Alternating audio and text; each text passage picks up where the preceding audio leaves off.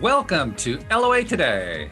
I'm Walt Eason here with Amy Blackford, and this is your Daily Dose of Happy. We are so happy you decided to join us today, and not really sure if Lou's going to be here or not, but hopefully he will be along sometime here soon. If he is, we'll obviously include him in the conversation. But Amy, Louis is MIA on LOA today so far. That's right, exactly. He's MIA. But it's been a while since you and I have done a show together by ourselves. So I don't think we ever actually have done one. We did one. We did one. That's right. Okay. Yeah, we did one, but it's been quite a while. So maybe we need to just get back into the practice of it. We're just going to do it. And if Louis is meant to appear, he is going to appear, and all is well. That's right. As I was telling you, I'm just really enjoying our new home and sitting by the fire today. I've switched locations in my house, and I think this is where I'm going to be doing the podcast from now on because it makes me feel so good, and we should do what feels good. So I'm sitting by the fire. I enjoy the cold weather and the rain because I'm inside. Which is wild. I mean, you live in the southern part of the United States and you're talking about enjoying cold weather. That's not a typical conversation in Georgia. I'm from Connecticut originally. I lived in South Florida for 18 years and was exposed to the extreme heat. And I don't do well with heat anyway. I'm the friend. My friends come over and they're shivering because it's like a refrigerator. I run it. I like it. A cool 68 degrees is my perfect temperature. Yeah, that's cool. Yeah, anything above that. And I'm just not comfortable. Okay. Hey, whatever. Hey, it's all about, like you said, it's all about what feels good to you. If that feels good, then great. I mean, right. So in the summertime, I will crank the AC and I'd rather have a hoodie on inside. I'm a little strange like that. Okay. Makes perfect sense, right? Yeah, sure. Okay. Whatever floats your boat. That's all that really matters. Yeah. So anyway, we got some emails over the weekend and over the past week, actually. And one of them I'm actually going to save for when Louis drops by because he's named in it specifically. But the other one gives us some interesting stuff to talk about. I know Louis would have his own contributions, and maybe he'll be able to jump in the middle. But I think you and I can handle this one as well. Think we can swing it? Okay. I think so. Let's do this. So this is from Sarah. And Sarah says, hello, following Jet Setter 11's example. This is somebody on YouTube who sent in a question last week. He says, I'd like to go into a specific physical issue. She says, I've noticed my pelvis has been stiff for some time. I'd love to hear different ways to work on this, like yoga, jyutsu, acupressure, or something else. Also, I'd love for the show to go into the topic of the meaning behind different parts of the body and behind the issues they portray. For example, what does the pelvis translate to on a psychological/spiritual/energetic level? And what message are pelvic issues trying to get across to the people that are having them? Another example, my mother regularly has pain in her left knee, and every time she falls down, which is often because of her poor balance, also an interesting topic to explore. Whenever she falls down, she falls on this knee. I don't think I've heard this theme explored on the show in the 6 months I've been listening, and find it very interesting and something a lot of people could benefit from knowing about. So thank you. Okay, Sarah. So I'm going to go ahead and take a crack at this. I do know that certain parts of the body obviously are related to our meridians, and this is where acupuncture comes in. And there's all sorts of medicines that I have not studied, so I can't really speak on those. But the area of the pelvic region, so you're talking about the sacral and the root chakra, and this is where a lot of trauma can be stored, whether it's sexual or something from your childhood trauma, because I too also carry pain in my lower back and in my pelvic region. And I've found when I do my own meditations, I will stretch and focus on that part of my body, and basically I can feel movement in the energy. I've had some really big energy releases that have brought me to tears, and I could feel, even if it was there's a lot of things that we store in our bodies, especially when we're children, babies, we don't remember, and that energy gets stored in those places. And I do believe that we also carry on the stored energy from our mothers prenatal, like when we're still in the womb. So we're exposed to energy is there. So that's really my take on that part of the body. And I definitely have experienced it myself. I really recommend stretching as a part of my daily routine. And there are all sorts of different stretches for the lower body, the pelvic region. Yoga is a wonderful practice. So if she's already doing that, Sarah, if you're already doing that, that's really fantastic. Qigong is another practice that you might look into that's going to involve certain movements which will help with energy blockages. So that might be, you can look those up on YouTube, and there are free tutorials all over YouTube where you can start integrating just a morning Qigong practice and specifically dealing with that part of the body and the grounding of the body. As far as your mom's knee is concerned, I think this is more of a law of attraction thing where she has an injury there, because I too have one knee that I put most of my weight on. And so it is more tender from going up and down stairs. But the fact that she keeps falling on that knee is because now she has a fear in association with that. And therefore she continues to re-injure herself in that one place. So that's my take on it. What do you say, Walt? That's very good. I like that. Okay. I actually was doing a little research leading up to this. I figured between you and Louis, I might not get a word in edgewise, but if I did, I wanted to be ready, so I did some research. I found that Hay House, Louise Hay's publishing outfit, actually published a book called A Headache in the Pelvis. Really? Really? Yeah. Okay. It's by David Wise, PhD, and Dr. Rodney Anderson. And interesting description. It says, a headache in the pelvis is a lamp in the dark human suffering of chronic pelvic pain. This book is a precious document that will help many people. Psychologist David Wise lived for 22 years with agonizing chronic pelvic pain, also known as prostatitis/CPPS. There was seemingly no cure until he began to make the connection between his anxiety and his physical pain. Wow. He enlisted renowned neurourologist Dr. Rodney Anderson from Stanford University to develop a revolutionary new method for muscle relaxation. Amazingly, a third of their patients were able to stop taking drugs within 6 months of beginning their new daily holistic muscle relaxation treatment. Sufferers of chronic pelvic pain are living a life of quiet desperation. For the first time, there is a solution that is helping patients empower themselves in their own healing and gain control over their chronic pain. Patients and medical practitioners across the US and UK have called this method, quote, life-changing, unquote. And it's an audiobook. Sarah, I'm really glad you asked this question. That's what's so beautiful about this, because I have suffered from chronic pain for quite some time, and it is something I've discussed on the show. And in particular, my lower back and pelvic region. And I also have anxiety, very high anxiety. People do not know this about me. It's not something that I talk about, but it's something that I do manage. However, I didn't realize that they were all correlated or interlinked until this very moment. So I'm going to be getting a copy of that. Hay House is one of my favorite publishing houses. Louise Hay's, God bless her heart. I loved her and Wayne Dyer, and found it also, this is completely off topic, that she died exactly, they were best friends. She died on the same day that he did 2 years later. That's how interconnected they were. Yes, it was so profound. He was actually kind of my crossover. I started reading his material when I first really started kind of dabbling in what I would call my spirituality, crossing over from being Christian into what I call, quote unquote, just being spiritual. Okay.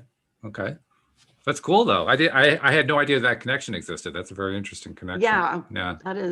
It's really interesting. And I'd love to get a look at that book. So if you could put maybe a link to that in the comments and this YouTube, that would be great. Sure. Yeah. I'll be glad to include that. No problem at all.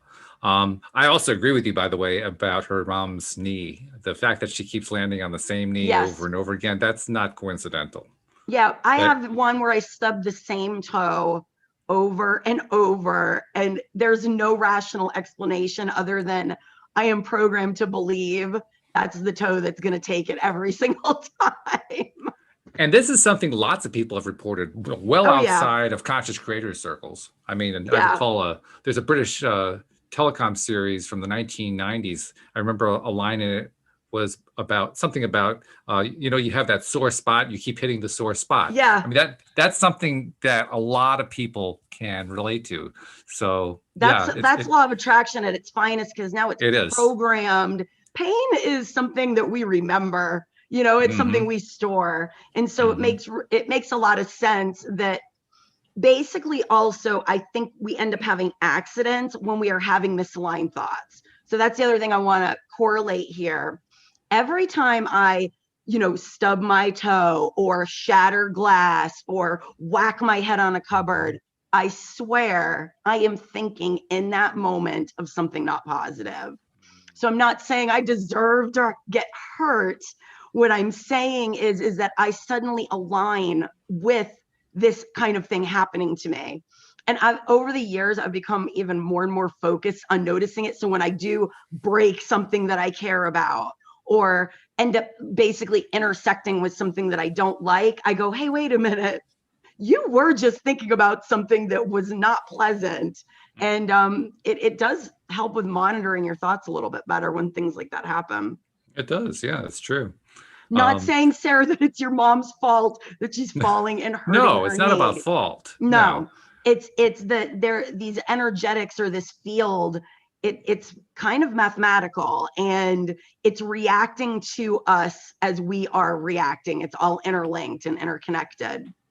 And if we wanted to just have a very simple way to describe it without, resorting to spirituality, energy, all that kind of stuff as a way of describing it, it's the very simple way to describe it is when we feel a chronic pain, we're aware of it constantly. Oh, yeah. Continuous awareness. So if you're aware of something, regardless of what your spiritual beliefs may be, if you're aware of it, you're going to always be aware of it. And so whenever you do something, like in the case of a fall, you feel yourself slipping or whatever, what do? You think about that part of your body that's hurting. Yes. And of course, you're going to align yourself so that part hits. I mean, that's just the way it works. It's just the way it works. Yeah. It's kind of like, it's the way it works every single time. Right. Yeah. I mean, the harder thing actually is training yourself to take your mind off of it. That's really the challenge. It really is. What's so interesting too is this conversation, just to let our listeners in on, I do card readings, and I wanted to, every Monday, I told Walt, I got this really neat new set. It's called the Moon Deck.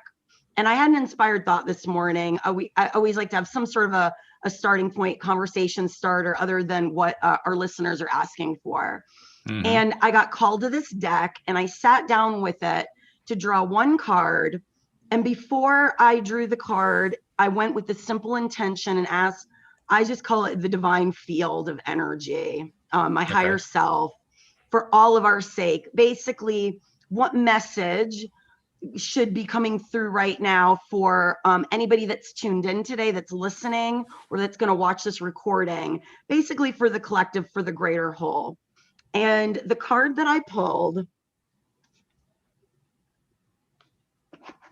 it's called Interconnected, and here it is. So you can see it on screen. It's a beautiful card. I love decks that have nice artwork like that. Oh yeah, the artwork is beautiful. And so the name of this card is Interconnected. With a steady mind, I am connected to our collective experience. And I think that goes right into what we are always talking about in the law of attraction, especially right now with the current climate. I think globally and in each one of our countries, I think there is this level of chaos that's happening. And so keeping our mind calm and focused for our sake, and then we emanate that out for the collective, is at its utmost importance right now. So I think it's a very valid message that came through, because it's been something that's been on my mind for quite some time. Okay, that's cool. Yeah. And of course, we're used to doing cards because Linda likes to pull them on Fridays. So nothing new for our audience here, but that's cool. Right. So I'd like to read, each card comes with just a little blurb that goes in the book. So interconnected, like a pebble tossed into a pond, our thoughts and actions create a ripple effect throughout the world. Everything from the mundane to the mystical is an opportunity to recognize the fundamental wholeness and interconnectedness of all beings everywhere. In honor of our own happiness and the imprint left on the collective experience at large, a steady, healthy mind is a powerful tool. In order to co-create the world we want for ourselves and for future generations, we must elevate our own thinking, see the goodness in those around us. The more we do this, the more we increase love and dissolve fear, which is desperately needed in the world right now. There's a unifying force that runs through us, especially when we heal our hearts, mature our egos. As you commit to this practice of a way of being, you help to awaken the collective consciousness. Together, we can actualize a world where peace, love, and abundance are accessible to all. Very good. Okay. I like that. Yeah, me too. By the way, I was doing a little more research as you were talking there, because I remembered Louise Hay has her book. I don't remember what the name of the book was, but she had a whole list of all the different kinds of symptoms you can have in various parts of your body, and her interpretation of what those symptoms indicated, what was really going on that might lead to those symptoms. Okay. And I found, I'm not sure if this actually draws directly from her book, but it's a website that does exactly the same thing. And I couldn't find anything specific about pelvises. Okay. But I went through looking for stuff that happens in the pelvic area and found fibroids, which often happen in the pelvic area.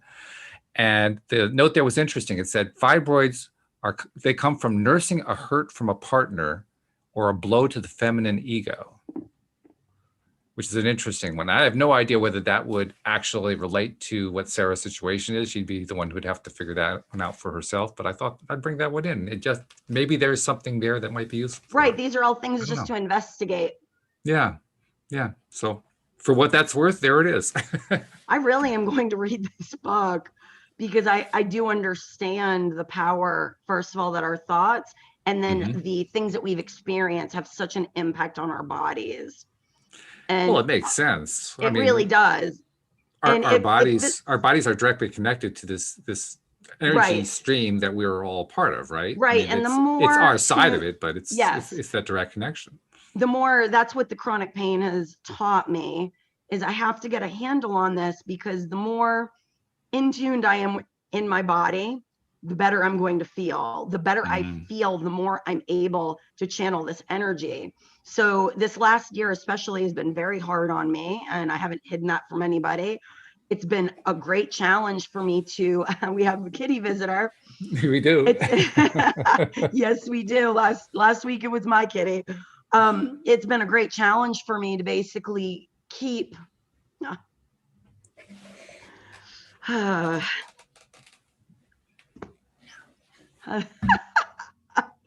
we'll just get them out of the way here. Just get them in your lap. Basically, it's been a challenge for me to keep my mind focused in the positive when the body just kept signaling pain. It's hard to ignore. It's one of the greatest challenges you're going to face. Yeah. And it can be done. I mean, I've done it myself under rather excruciating circumstances, and it takes a lot of focus. It takes a lot of concentration, and you have to be willing to just accept in the early stages, doing it for like split seconds at a time, rather than, you don't try to hit the home run out of the ballpark right away. You go for what can you grab at first. That's right. What's the amount that you can grab? It doesn't take a whole lot either. That's the thing that's really interesting. Right. I mean, I've told the story many times about how a couple of years ago, my knees were injured, ligament issues. And I was to the point where I was in bed in pain. I couldn't even move. And finally remembered that I actually do a podcast about the law of attraction and figured I should probably try to use that. Right. And ended up doing exactly what we're talking about, literally convincing myself that my knees didn't hurt. And, my first time I tried that, I was working out for like a half an hour and managed to convince myself for like a split second that my knees were not hurting, and did it. And then I was so exhausted, I fell asleep. Right. But after doing that for just a couple of days, the pain was like 98% gone in a week. Right. And when I looked up ligaments at the medical websites, ligaments take 6 months to heal. So I figured I did pretty good. Yeah, I think you did real good. What's funny is I basically noticed the other day, hey, my back hasn't been hurting all that much. And what happened? Literally like 30 minutes later, out of nowhere, I was having one of my friends had come over. I hadn't seen in a while, and we had lunch together. And I was talking to him about not being in pain anymore. And by the time that he left, just because I even mentioned it and started talking about it and focusing on it, guess what happened? For the first time in weeks, all of a sudden my back went out so bad, he ended up having to leave because I was in so much pain, I had to go lay down. Wow. So that also, I know this is something that Abraham talks about, any attention given to, you know, when you listen to her or them speaking to the audience, when they start wanting to talk about their problem, she'll redirect them, because it's like the moment that you start putting your focus on it, it's it's already attracting more to it. Well, the fact that it's chronic means that in that sense it is addictive. You have addicted yourself to paying continuous attention to it, which is understandable. It hurt. Right. It hurts and hurts and hurts and hurts and hurts. Right. But that's what you're trying to break. And it's yes. not always easy, but it can be done. And it's great. Walt, the rewards are fabulous. Tell you, there is thunder and things are flickering in my house right now. I'm going to say that I'm going to be here because Louie is MIA, but I'm letting you know a storm is coming through. What you saw on the forecast was right. Well, we're going to assume that everything's going to work out just fine. I agree. And it's all going to come out good. So yeah, we'll just keep going. And you know, if something happens, you'll probably just get knocked off for a few seconds to come back. No big deal. But I think it'll be okay. I think so too. The real adventure was the time where we were doing a show and I was having a storm in my area. And of course, I'm the one who has all the connections going on here. So I actually had to hand off the control. I think it was to Louie, actually. I think Louie was on that particular episode. So that when I lost power, I wouldn't lose everything. And sure enough, I lost it. I mean, everything just disappeared like 4 or 5 times in the show. It was crazy. Yeah. But we got through it. It was fine. It worked. And everything was being recorded to the cloud. I do wonder, where is he today? Louie, I don't know. Where are you? It's really unusual. I mean, this is very, very unusual for him not to be here. I'm wondering, talk about power outages. I'm wondering if they have some sort of event going on in London right now. That's I would imagine that's what it would have to be. Probably, yeah, because this is not in character for him. But that's okay. He's going to be okay. I'm sure everything's going to be fine. Oh, absolutely. So getting back to Sarah's message. Yes. I think we've discussed most of it. She did bring up a couple of other things, though, that I want to bring in.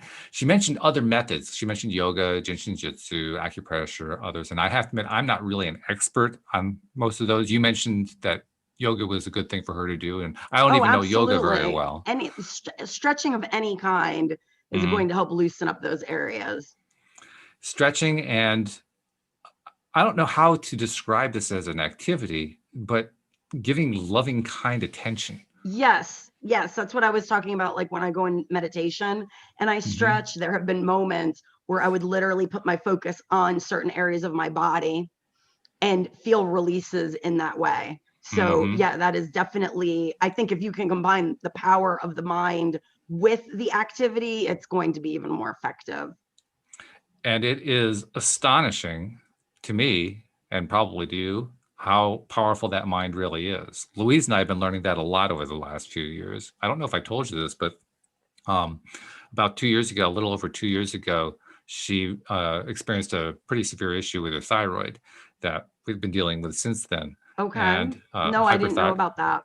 Hyperthyroidism is what it amounted to. We had an adventurous Christmas Eve that we like to talk about when everything's feeling good, but it wasn't a really fun night. Right. And some other stuff that's happened. But long story short, the endocrinologist that was assigned to her case ended up putting her on medications and so forth. Okay. And early on, he was telling us that, well, you know, there's a chance that she might get off that medication, but 90% of the time people end up being on the medications for life, or they end up having surgeries, or you know, all kinds of stuff like that. None of which sounded very appealing or attractive to us, but you know, that's what we were hearing from them. And then after she had been on the medication for about a year, they kept upping the dosage because it wasn't being effective enough, until they were finally reaching the point where he said, this is about as high as we dare go. It wasn't even working anymore. Yeah.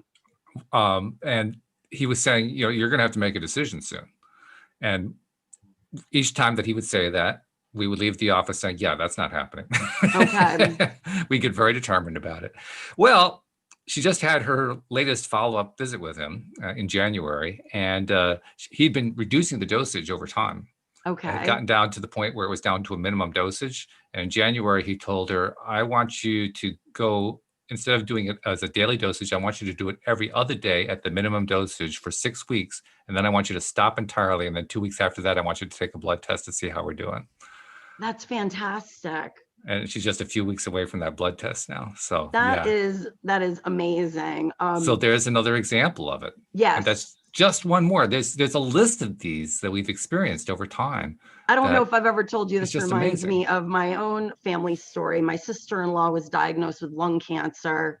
This was 6 years ago. Yeah. And it was already the tumor, she went in, she thought she just had bronchitis, and she went in and it was like, it was big in her lung. Her chances of survival were very low.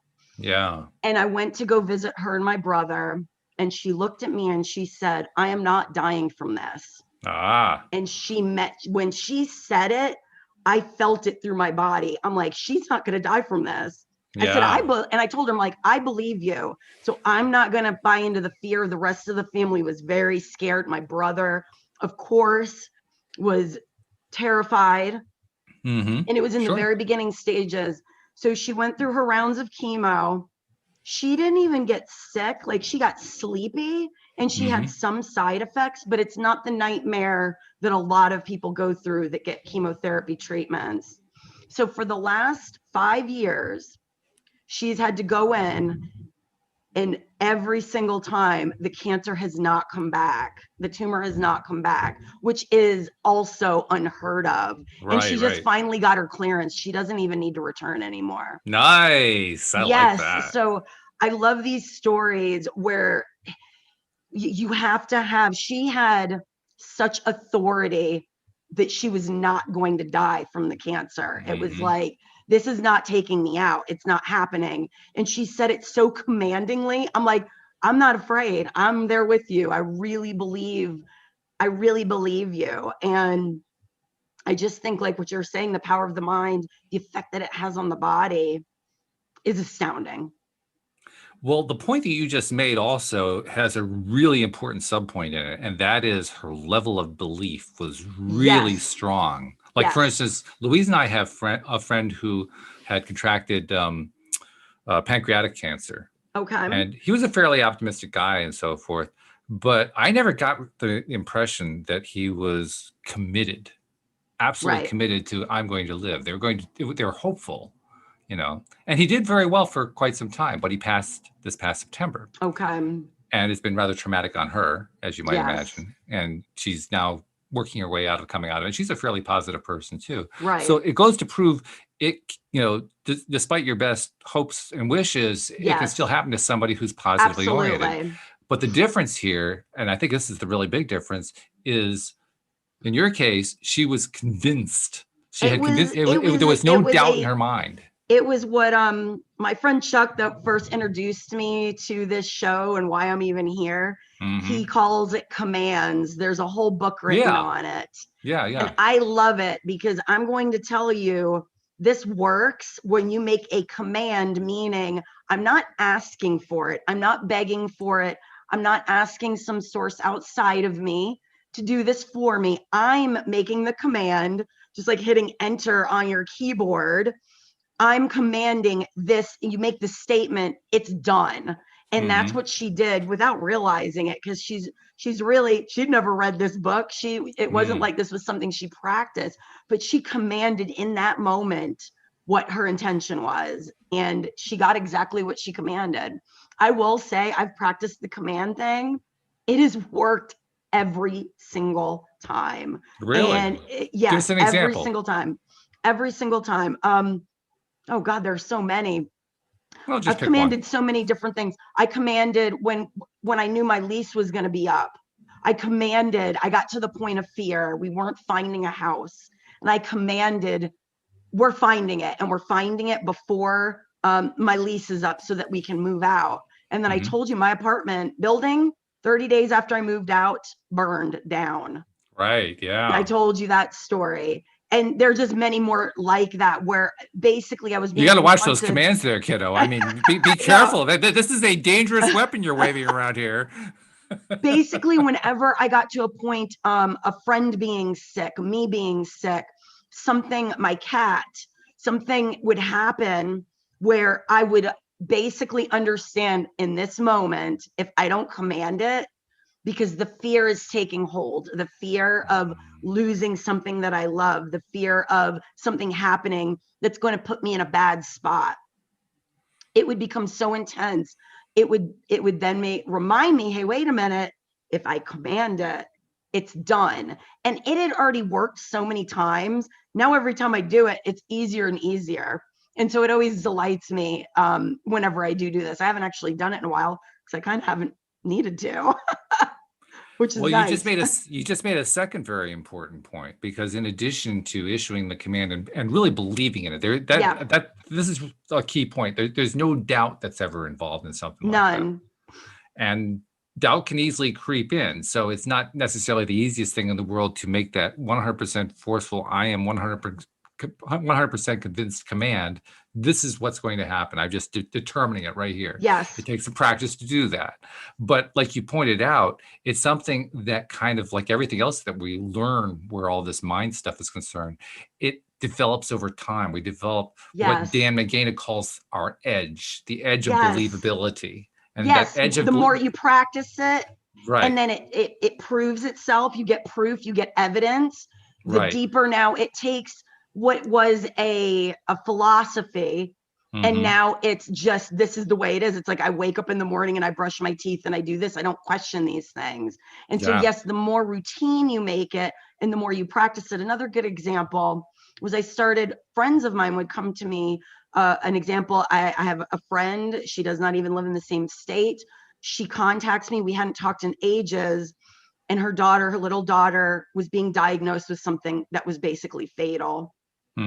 She was in a panic, and I had just learned about the commands long enough ago and had practiced it enough to be able to tell her, I want you to start commanding that you are not going to get the basically the diagnosis that you're getting right now, that somehow that's not what's happening. And she did, because there was nothing else she could do. She was that desperate. And I told her, this has worked for me every single time. Do you trust me? And I did it with her.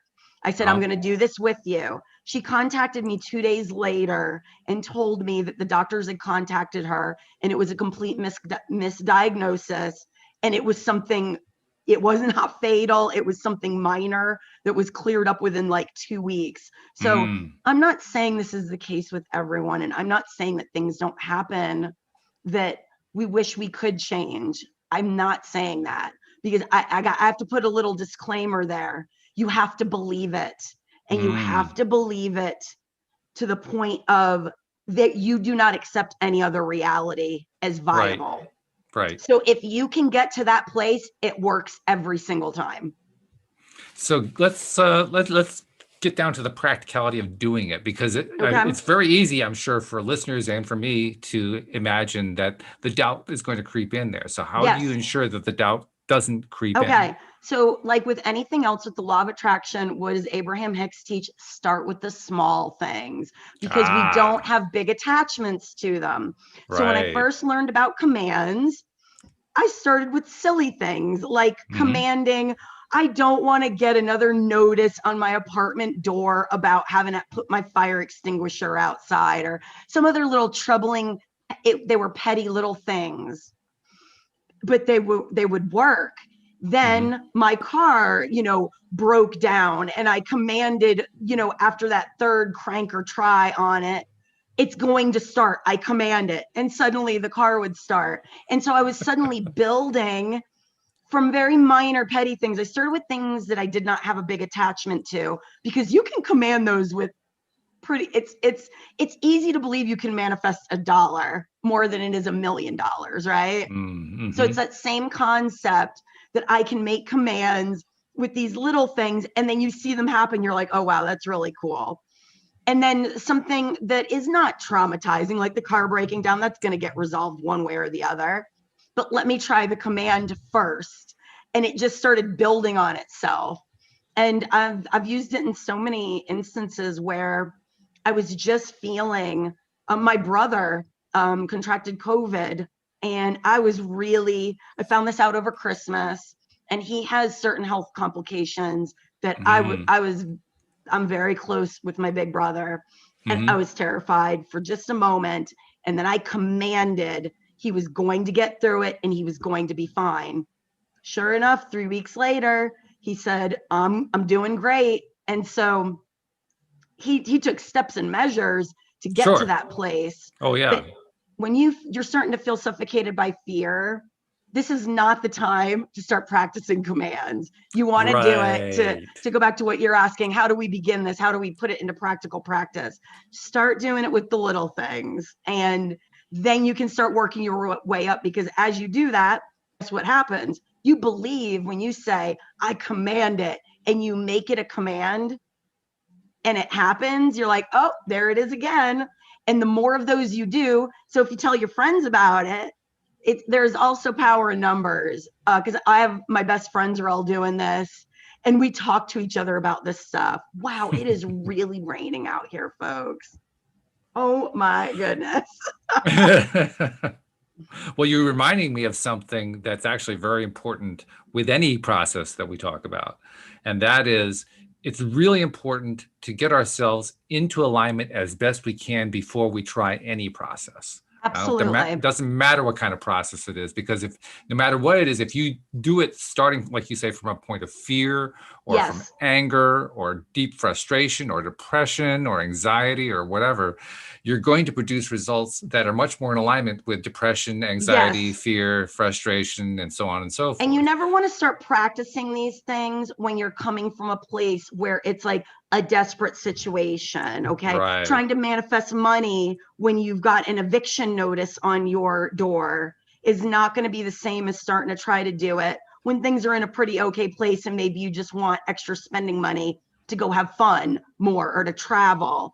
So there's a difference. So you want to kind of get ahead of the curve and start learning these skills. I cannot imagine a more important skill for human beings than learning the law of attraction and all of these nifty little tricks that are all just, little pieces of that, and ways to apply it. They really should be teaching this stuff from elementary school on, in my opinion. So I would encourage any of our listeners to be teaching this to their children, please, their teenagers, and anybody that will listen, basically. I'm reminded of a few things. First, I'm reminded of an Abraham Hicks story, not so much a story, but a descriptive situation. They say, you ask us, well, what if I have jumped out of an airplane, I've forgotten my parachute? How do I manifest a parachute? And their reply is, why are you waiting that long to manifest something? So by that point, you've basically been saying for hours at a time, perhaps, I don't have any responsibility for having a parachute. I don't have any responsibility for jumping out of an airplane. I don't have any responsibility for any of this stuff. And then at the very last second, you say, oh, gee, maybe I should get responsible for this stuff. No. Well, you're just making this as difficult as humanly possible. Yeah, that's like her analogy. Once the momentum of the car is going downhill, you can't push against it. You just need to let it get out of the way and let it crash. So in this analogy, it would be you've jumped, you've got no parachute, hope you land on some bouncy trees and some soft grass. And by the way, people have survived that. They absolutely have. But there's a really cool video, by the way. I don't know if you've ever seen this one. There's a really cool video. Cool perhaps is not the right word. Amazing is the word. Because it is what happened to this guy, I wouldn't describe as cool, but it was incredible what he did with it. He was a pilot. Now, he was a very highly trained pilot and a stunt pilot too. So he had lots of experience, thousands of hours of flying time. And he was flying at a show and his wing fell off. Oh my goodness. And he went into a spiral going down to the ground. And you're just waiting for, oh my God, he's going to die. He's going to crash. And this guy didn't panic at all. He took advantage of the fact that he still had a rudder and a wing. And he managed, I don't know how to describe this. He managed to turn it into a corkscrew effect. And as he got close to the ground, he revved the engine hard. It flew the motor up with the wing pointing down. Yeah. And then he cut it and it landed hard on the wheels. And he got out of the plane. And I'm thinking, holy crap. What did I just see? It's one of those things you can't explain it. You know, my husband, I told you, we have a fireplace company, and he gets up on roofs. He doesn't just get up on the roof. He takes ladders up onto the roof and then uses those to climb up onto the top of a chimney. Oh, geez. And some of these houses in Atlanta, we're talking, I don't even understand how he does it. There have been many times, more than I would like to share. He's over there doing the Superman pose. There have been more times that he came home with stories of his ladder snapped while he was 60 feet in the air. There is no reasonable explanation as to how he rode that piece of ladder down to the ground and did not break every bone in his body. I was 29. Whatever. Oh, it's only 29 feet. I know. Okay, so we're all exaggerators in this family. This is not just one time. He has done this more than once. I'm like, you have more than 9 lives. So, but there's a great point in here. Yeah, because he stayed in alignment, and basically, it's something in the brain that just drove him to make the right movements, you know, subconsciously, so that he didn't get injured on the way down. Yeah. Well, it's what you just said. He was 100% sure. Yeah. He was certain he was going to be fine. And so he was. Yeah, pretty much. The pilot who had lost a wing was 100% certain he was going to be fine. And so he was. To add to this story, I was his helper, like when we first moved to Atlanta. And I tried to get him to quit because I would watch what he was doing. And he's like, you can't do this to me. I'm over there screaming in fear. And he's like, no, you're going to disrupt the vibe. So I got fired as his helper. I hear you. Well, because of that. And I'm sure that was a very smart move on his part. Smart move, Lance. Yeah, we'll give him a lot of credit for that one. Yeah. Wow. I'm also reminded of. Say that again. I'm also reminded of a television series. This is a fictional situation, but in this television series, let's see, how did it go? Oh, of course, yeah, it's going to just zip right out of my mind. There was an episode where this kind of situation. Oh, I know what it was. It was The West Wing. That's what it was. But I've never watched The West Wing. Well, obviously an old series. Okay. And for those who know the characters in the series, this was where Will Bailey, who came in later on in the series, is he's running a campaign of a guy in Orange County, California, in a heavily Republican district. Okay. The guy's a Democrat who's had like 25, not that many, but 6 or 7 heart attacks.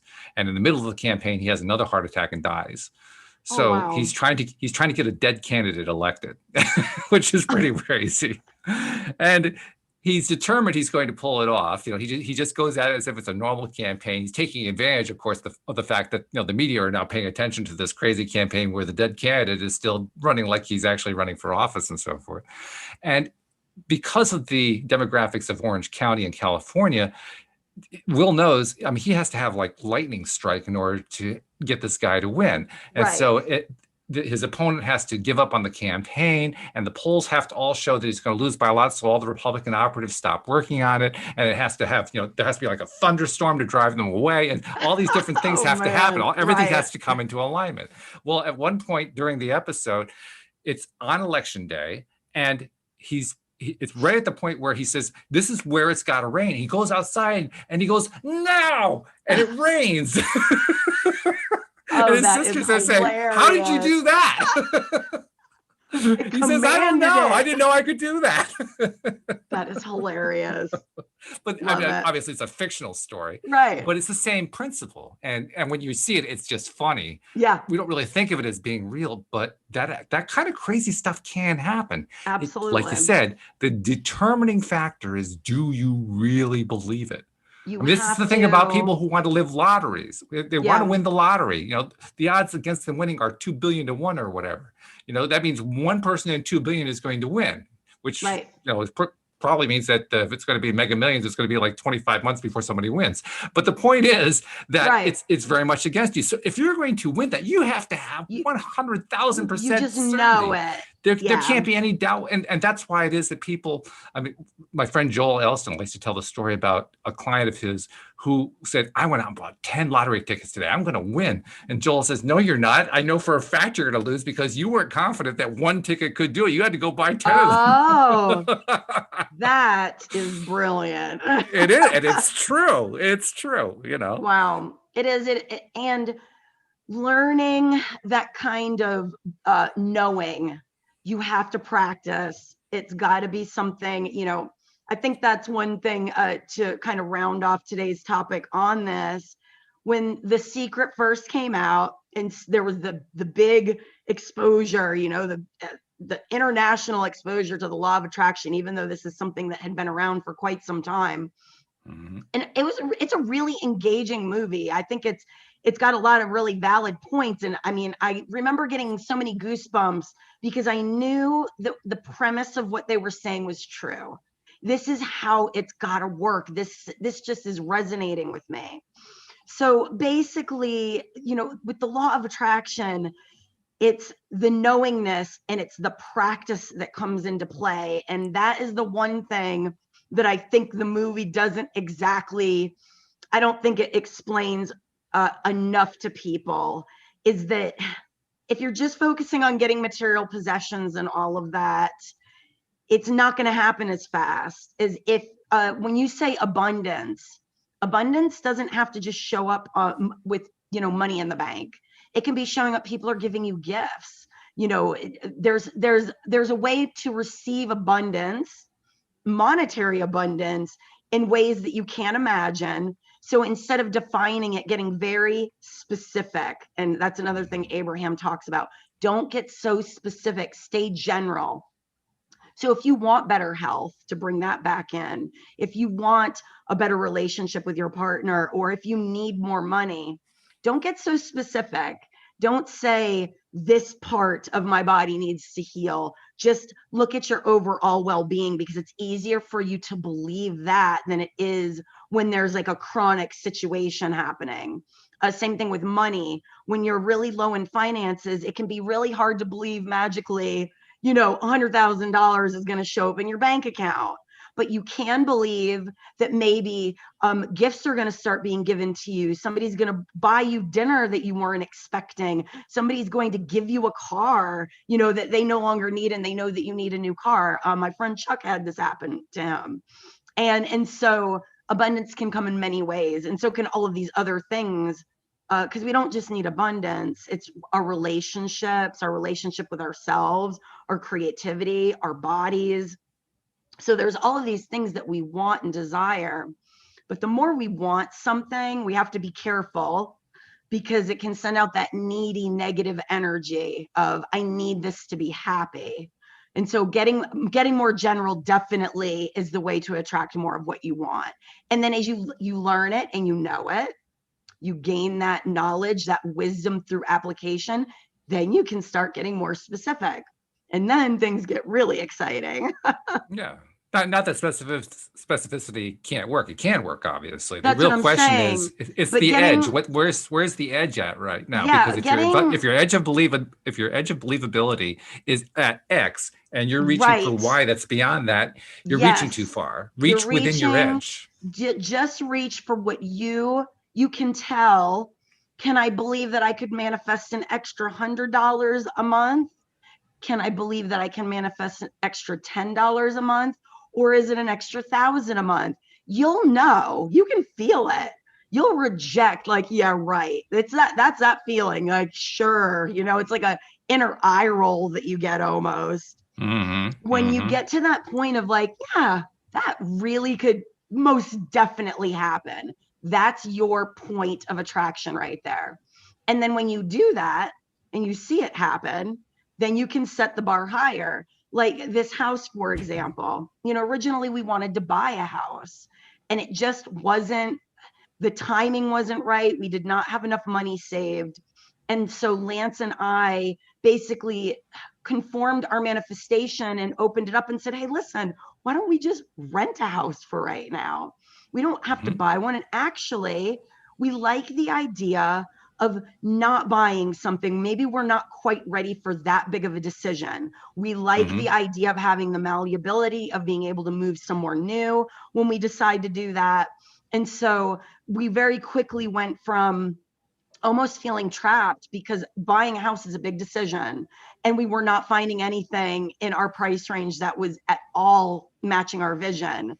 And the minute that we changed that to renting, this house just, we knew the minute we walked in, and we are just so, this is my biggest manifestation to date so far that I'm so excited about. And also my publishing group that I'm a part of. My love of writing has attracted this group into my life where I'm just really expanding in a way in 25 years of writing that I never have. And so I'm starting to now get these very specific, large manifestations happening, but it started with the small ones. How many of them actually were commands? They started with a hope. They started with a desire, and the command, the house, the command, I commanded that. It started getting to the deadline of, I either re-sign this lease because it gets to a point where you can't re-sign it anymore, or they up, they charge you a whole lot more. So it was getting to that point of, that's when I did the command for the house. The publishing group came just from a desire of, I was finishing this book and I said, now what?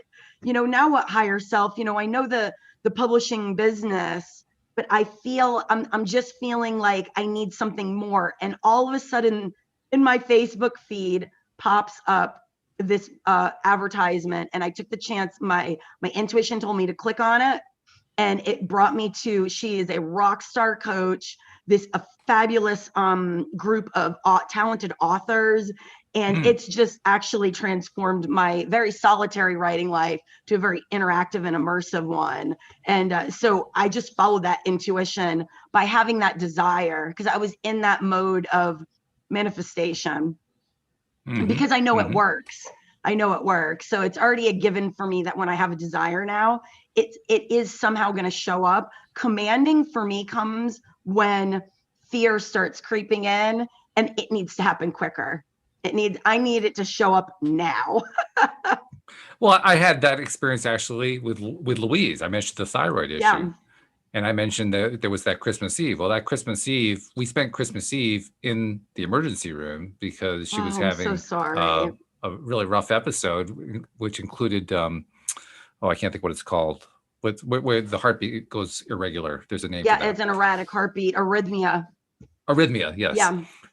And for whatever reason, it happened on Christmas Eve, and there we are in the emergency room trying to deal with that. Her thyroid levels were out of control. Everything was going nuts. And I was getting pretty worried because, everything was just going crazy. Well, it got to the point where I had to leave her there overnight. They were going to take care of her. I had to come home and get some sleep because this had all started at like 3:00 in the morning. This was the following evening. So I was pretty much wiped out at that point. Yeah. That's Christmas Eve night, just before Christmas morning, gracious. Right?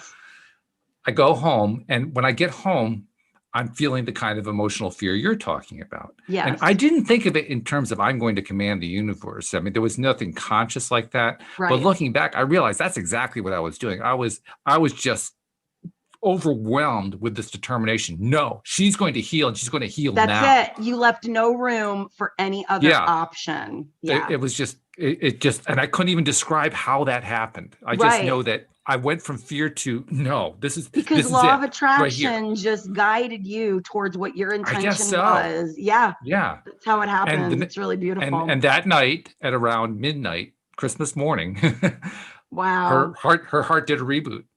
And that was an excellent Christmas gift. And went right into normal rhythmic, sinus rhythm. So it was like she went from the worst stage to like a complete healing.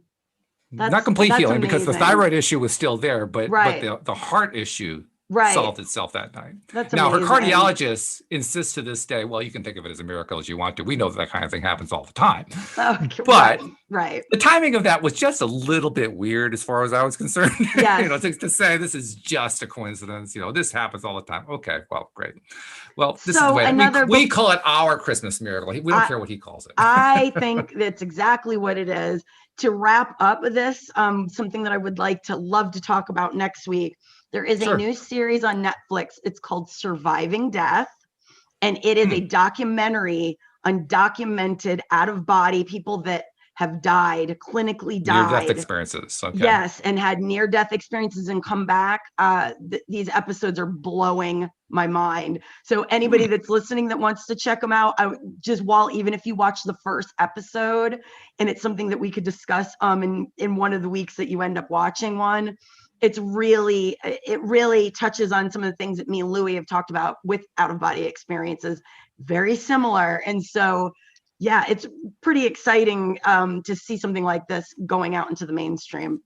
So the title of the series is Surviving Death, and it's on Surviving Netflix. Death. All right. Yeah. Okay. Well, she's been doing a lot of Netflix lately, so I'm sure that's not going to be difficult to find it. But I'm gonna recommend it to her as something for us to look at, and let's compare notes next week. See what's what. Absolutely. I can't believe it's already 5 o'clock. Oh, this stuff just it flies by. I mean, we got started a little bit late, so we got a couple minutes left. But yeah, these hours always just fly by, and that's when we're having the most fun. That's when the vibration is the highest. So absolutely, it's a good payoff. It's nice to have that kind of payoff that way. But you're right, it does kind of fly fast. And I've been talking about actually. I'm sorry. Go ahead. No, finish up, and then I got to do my last promo before we finish. Okay, great. So I actually made a video for some of my author friends on outlining books. And in my Facebook group, I talked about this podcast, and they were asking if it was a writing podcast. And I'm like, no, it's actually about the law of attraction.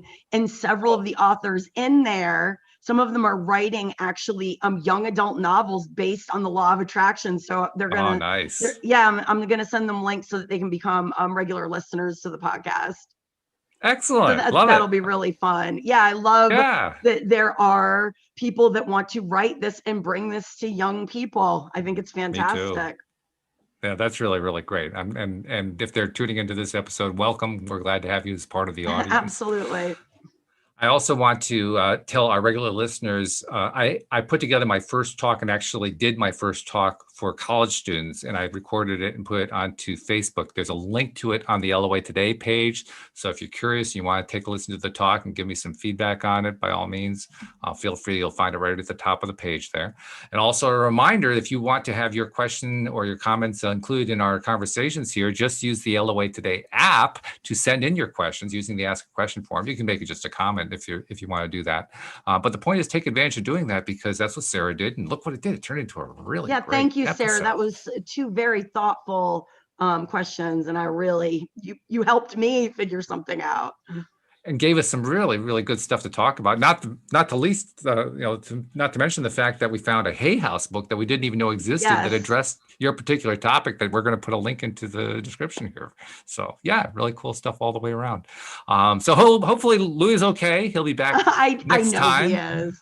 I'm going to be really curious to find out what it was. I wonder if it's got to be too early for the time zone to change. I don't know what it is, but I don't know, but I'm sure we'll get a story and a recap on next Monday. Dun, dun, dun, dun. What happened to Louis today? It'll probably have its own, advanced trailer and so forth. So, just be ready. Love it. But this has been fun. We have proven once again that you and I can do a show together without Louis' help. So that's also good to know too. Thank you very much for all of the input you gave. Hopefully Sarah found that to be helpful. I know I found it to be interesting. Me so thank you very much. Thank you, Sarah, for sending in your questions. And thank you for people who are listening in on the live stream. Especially thank you to the podcast listeners. I know I say this often, but I want to say it again because it's really important. Without you, we wouldn't have a podcast. So thank you very much. We'll see you all next time here on LOA Today. Goodbye, everybody. Bye everyone.